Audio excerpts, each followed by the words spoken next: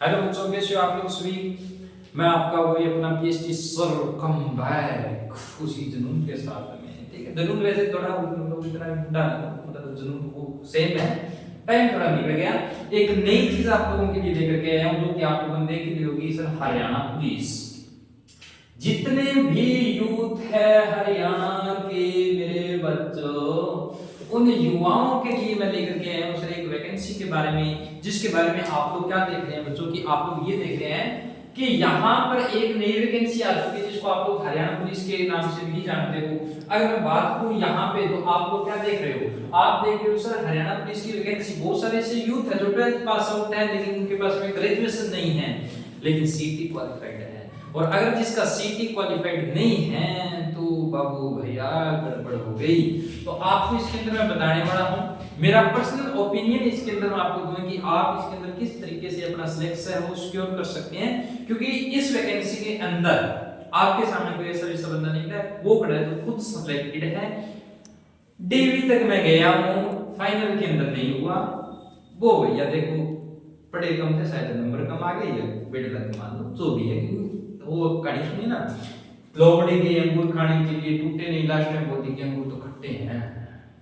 मेहनत में कहीं कमी रही होगी, इसीलिए उसी गलतियों को मद्देनजर रखते हुए मैं आपको कुछ एक स्टेप्स दे रहा हूं। और किस तरीके से मैंने वो सिलेक्शन लिए हैं, देखो रिटन एग्जाम्स हो चाहे फिजिकल हो चाहे या मेरा डीवी हो, मैंने किस तरीके से क्वालिफाई किया था, वो सारी चीजें मैं आप लोगों के सामने लेकर के आया हूं। हरियाणा पुलिस की वैकेंसी उठा जो कि 2024 की अगर मैं देखूं यूथ के लिए आई है, या मैंने लेकर कहा कि यहाँ पे आपके जो फॉर्म स्टार्ट होने की डेट है ना, वो बच्चे आपकी 20 फरवरी 2024 से है। लास्ट डेट इसकी रहने वाली है ना, वो आपकी 21 मार्च 2024 तक रहने वाली है। अगर आप लोग इसके अंदर देखो ना, तो मैंने कह दिया सर 20 से लेकर के 21 के बीच का टाइम पीरियड रहेगा। अब आप लोग इसके अंदर देखो कि आपकी क्वालिफिकेशन क्या रहने वाली है। मेनली जो मुद्दा है वो यहीं पे आता है। तो आप देखिए, जिस बच्चे ने सीटी क्वालिफाई है, पीछे जो सीटी का एग्जाम हुआ था, अगर आप लोगों ने वो क्वालिफाई कर रखा है, तो देन और प्लस में आपके पास में 12th पास आउट होना चाहिए। इसी के साथ में मैट्रिक्स के अंदर आपके पास में, या फिर सॉरी अगर मैं बात करूं 10वीं के अंदर आपके पास में हिंदी या संस्कृत लैंग्वेज आपके पास में होनी चाहिए। अच्छा यहाँ मैंने लिखा नहीं, वैसे संस्कृत लैंग्वेज आपके पास में होनी चाहिए। ये चीजें आप लोगों की क्वालिफिकेशन के अंदर स्पष्ट कर दिया है। इसने कहा चाहे आप एमए हैं, चाहे एमएससी है, चाहे पीएचडी है, सबसे बढ़िया बात ये कि अब की बार आपको एक्स्ट्रा नंबर जो कि क्वालिफिकेशन के मिलते हैं ना, वो नहीं मिलने वाले। पिछली बार क्या हुआ था, जिस बच्चे के 48 नंबर ऊपर 12 नंबर तो क्वालिफिकेशन के लेके गया था, और जो बच्चा अच्छे तरीके से पढ़ के गया था, उन्हें 12th पास आउट अच्छे खासे नंबर पढ़ रहा था, तो वो बच्चे कहीं ना कहीं एजुकेशन की वजह से पीछे रह गए थे। तो अब आपके पास में डिग्री है, डिप्लोमा है, साइड में 12वीं पास आउट, सीटी आपके पास में होना चाहिए। अब अगर मैं बात करूं एज की, मैं बात करता हूं तो 18 से 25 साल की आपके लिए अनरिजर्व कैटेगरी के लिए। लेकिन अगर मैं बात करूं तो अभी अपने खट्टर साहब, यार खट्टर ने स्पष्ट कह दिया कि अनरिजर्व कैटेगरी है ना, क्योंकि खट्टर देखो, अब खटारा सरकार क्या करेगी बेटा, आप लोग इसके अंदर देखोगे उसको वोट चाहिए आगे, और वोट चाहिए ना, तो उसने स्पष्ट कह दिया 3 साल के लिए आपको रिलैक्सेशन दिया जाएगा। थोड़ा और आगे तो जितनी भी अनरिजर्व कैटेगरी है उनको 5 साल के लिए, चाहे यहाँ पे एससी एसटी ओबीसी डब्ल्यूसी चाहे किसी के अंदर हो, यानी जो रिजर्वेशन वाली जो कैटेगरीज हैं उनके आप लोगों को 5 साल का टाइम पीरियड यहाँ पे देखने को मिलेगा। तो ये इतनी चीज समझ में आ गई।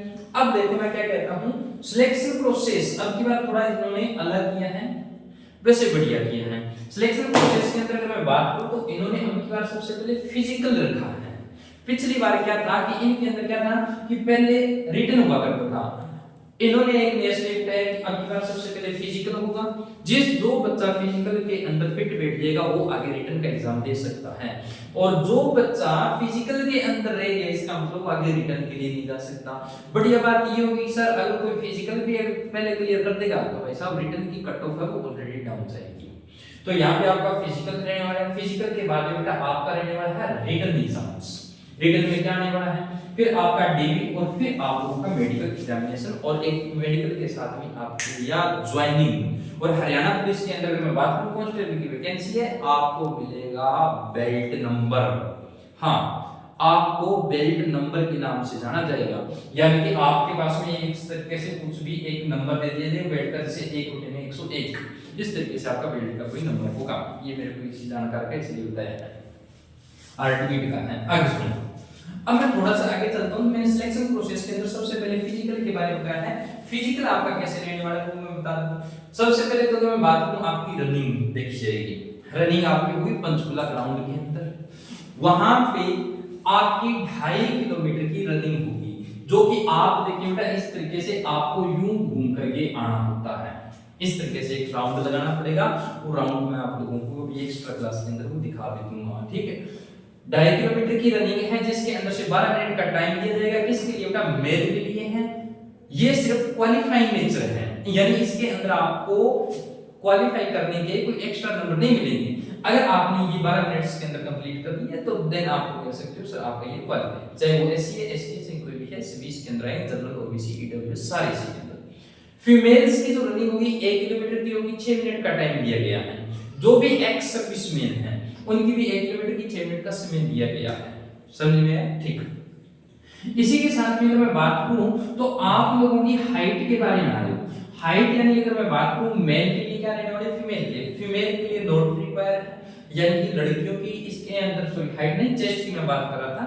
चेस्ट आपको देखो लड़कियों के लिए नॉट कंपलसरी है, जबकि लड़कों के लिए कंपलसरी है। जितनी भी अनरिजर्व कैटेगरी है, यानी जो जनरल वाले बच्चे हैं ना, उनकी जो चेस्ट है ना वो बिना फ्लाई हुए 83 सेंटीमीटर 83 होनी चाहिए, और जो रिजर्व कैटेगरी है उनकी आपकी 81 होनी चाहिए। और जितने भी ये अगर आप स्टेप क्लियर कर देते हो फिर आप लोगों को इसी के साथ में हो जाएगा अनरिजर्व कैटेगरी की लाने के बाद में 87 होनी चाहिए। 87 बाबू भैया दोबारा सुनो, 87 होनी चाहिए। इसीलिए कह रहा हूं बीड़ी, तंबाकू, गुटखा, सिगरेट, गुटखा पी रहे हो छोड़ दो, खराब हो जाएगी तुम्हारी छाती, खल्लू खल्लू करोगे। इधर देखो, अब जो 81 सेंटीमीटर ऐसी वालों की थी या रिजर्व कैटेगरी की थी, उनको बुलाने के बाद में कितनी करनी है? 85 यानी कि 4 सेंटीमीटर के आसपास में आपको कहा गया है। फिर होता है आपका हाइट का। तो हाइट के अंदर अगर मैं बात करूं सर, मेल के लिए जो आपका अनरिजर्व कैटेगरी के अंदर है उसकी 170 सेंटीमीटर होनी चाहिए, रिजर्व कैटेगरी की आपकी 168 यानी कि 168 होनी चाहिए। फिर अगर मैं थोड़ा सा और डिस्कस कर लेता हूं तो फीमेल के लिए आप कह देंगे 184 अनरिजर्व कैटेगरी होना चाहिए। यानी कि आप लोग इसके अंदर क्या देखो, महिलाओं की जो हाइट है ना वो कितनी से आप लोगों को काउंट की जाएगी, आप कह देंगे 158, और जो आपकी रिजर्व कैटेगरी के अंदर है वहां पे 156 होनी चाहिए।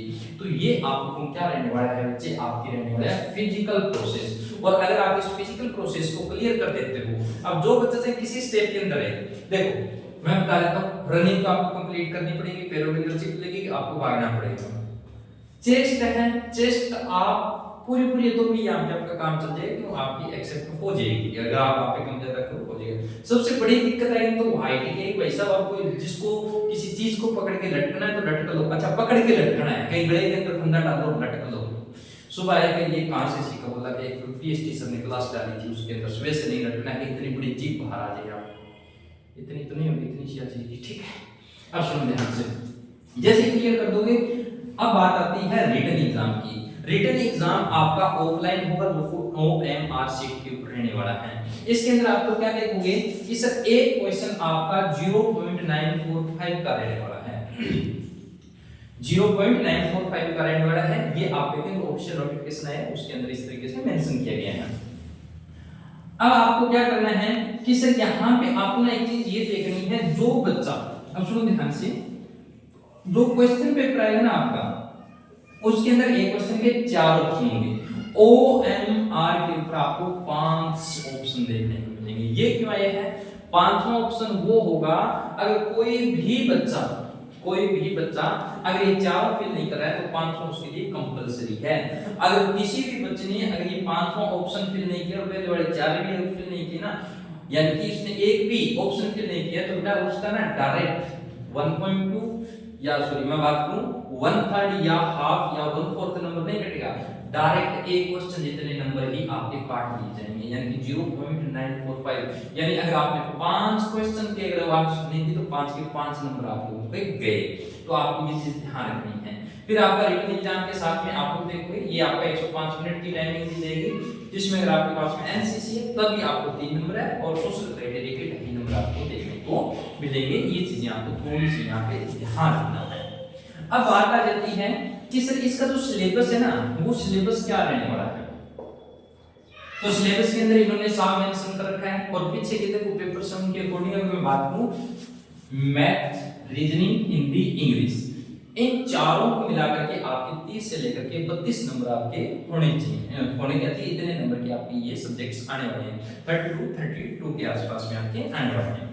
हरियाणा जीते हैं इन्होंने 20% की बात की तो अप्रोक्सीमेटली मान के चलो 25 क्वेश्चन आपके कहीं नहीं जाएंगे, 16 से 17 क्वेश्चन या मैं बात करूं 20 क्वेश्चन आपके वो आएंगे तो आपके सिलेबस से और कुछ एक चीजें आएंगी जो आपकी करंट से है रिलेटेड, वो भी हरियाणा की करंट से।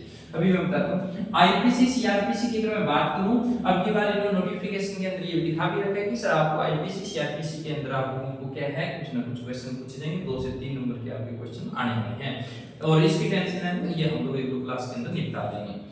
फिर एनिमल हस्बेंड्री की अगर मैं बात करूं, एग्रीकल्चर की बात करूं, इसके 5 से 6 क्वेश्चन आप लोगों के आएंगे, तो यानी कि सिंपल सा फंडा है, 2-3 क्लास लें खत्म।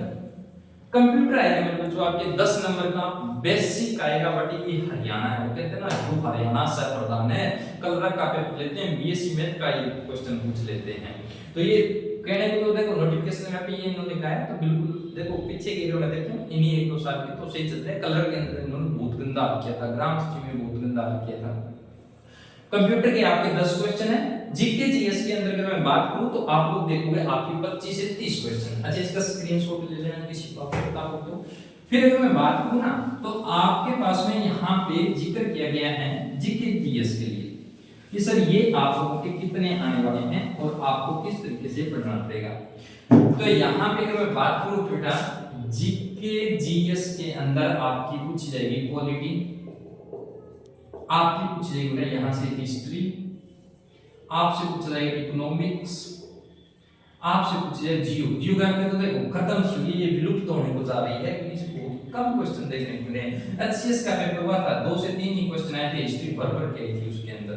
अब मैं थोड़ा सा और आगे चलूं, पॉलिटी, हिस्ट्री, इकोनॉमिक्स, जियोग्राफी, और अगर आप देखोगे इसी के अंदर अगर मैं बात करूं सर सी यानी करंट अफेयर तो सबसे बड़ा इसका रोल रहने वाला है। फिर अगर मैं बात करूं बेटा इसी के अंदर आप लोग देखोगे कौन सा दिखा सर स्टैटिक जीके आपको यहां पे पढ़ना पड़ेगा, एसजी का मतलब यहां पे स्टैटिक जीके आपको पढ़नी पड़ेगी, उसकी क्लास में कुछ एक पढ़िए मैं कुछ को डाल दूंगा। लास्ट के अंदर आ जाएगी आपकी साइंस।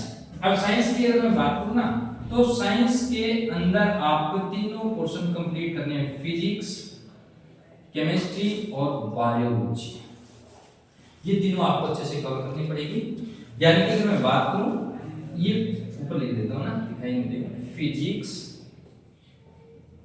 केमिस्ट्री और बायोलॉजी, ये 3 सब्जेक्ट आपको अच्छे से करने हैं। अब आप लोगों के मन के अंदर क्वेश्चन आएगा सर हमने सिलेबस देख लिया यानी कितना सिलेबस कवर करना है, अभी मैं बताता हूं कैसे करना है, कितने टाइम में करना है। यानी सर हमारा रिटर्न भी क्लियर हो गया, हमारा डीबीओ में डॉक्यूमेंट वेरिफिकेशन होगा, जो आप लोग देखोगे आपको एक क्लास के अंदर पीडीएफ दी जाती है, आपने जो डॉक्यूमेंट अपलोड किए ना डीबी के लिए वो डॉक्यूमेंट लेकर के आपको पंचकूला पहुंचना पड़ेगा। इसके बाद में आप लोग देखोगे आपका होगा मेडिकल और उसी दिन मिलेगा आपको बेड नंबर। मेडिकल के अंदर आपका सिंपल सा होगा, लगभग ऑलमोस्ट जितने सारे मेडिकल के अंदर फिट होते हैं। आपको सर हमने सब कुछ देख दिया, इन हैंड हमारी सैलरी कितने रहने वाली है। तो अगर मैं बात करूं तो पे स्केल है ना, इसके अंदर पे स्केल आपको 21,700 से स्टार्टिंग बताई जा रही है, जिसके अंदर एचआरए वगैरह अलाउंसेस वगैरह बहुत सारे मिलेंगे, जो आपकी जो सैलरी है 35 to 36,000 के आसपास में इन हैंड आपके सैलरी रहेगी। तो यानी कि आप लोग देख सकते हैं सैलरी भी अच्छी खासी है और ग्रेड सी की आप लोगों की ये जॉब रहने वाली है। आई थिंक मैंने जितनी सी चीजें आपको बेसिक सीखाई थी इन चीजों के बारे में समझ में आ गया होगा। अगर किसी को नहीं समझ में है ना तब आप लोग क्या कर सकते हैं, कमेंट कर देना, मैं आपको इसके बारे में एक डिटेल वीडियो और दे दूंगा। अब आप पूछोगे सर इसकी लास्ट डेट, सॉरी आपकी जो एग्जाम डेट है वो एग्जाम डेट कब रहेगी, तो आपको भी पता है आगे विधानसभा के चुनाव होने हैं, विधानसभा के चुनाव होने के लिए 2 से 3 महीने ले लो आप, मैक्सिमम ज्यादा से ज्यादा 3 से 4 बहुत ज्यादा 3 महीने ले लो, 3 महीने के अंदर आपका एग्जाम भी होएंगे और आपको ज्वाइनिंग भी देंगे। तो आप बड़ा लेके चलो सर 2 से 3 महीने के अंदर आपको सिलेबस को वोट करके पी जाना है और 2 से 3 महीने के अंदर ही आपको प्रैक्टिस करनी है, पीवाईक्यू लगानी है, आपको सिलेबस कंप्लीट करना है। तो पूरी जो चीजें आपको 2 से 3 महीने के अंदर कवर करो तो सिलेक्शन हो जाएगा, वरना ये जा पड़ेगी बेटा आगे 2029 पे, क्योंकि आपको भी पता है भर्ती कब आई और कब पूरी होती है बेटा, जब इलेक्शन पास के अंदर हो। सिंपल सी बात है, पॉलिटिकल है, जब आपकी भर्ती है तो आप पीछे से देख लेना इलेक्शन के नजदीक के अंदर आई है, ठीक है।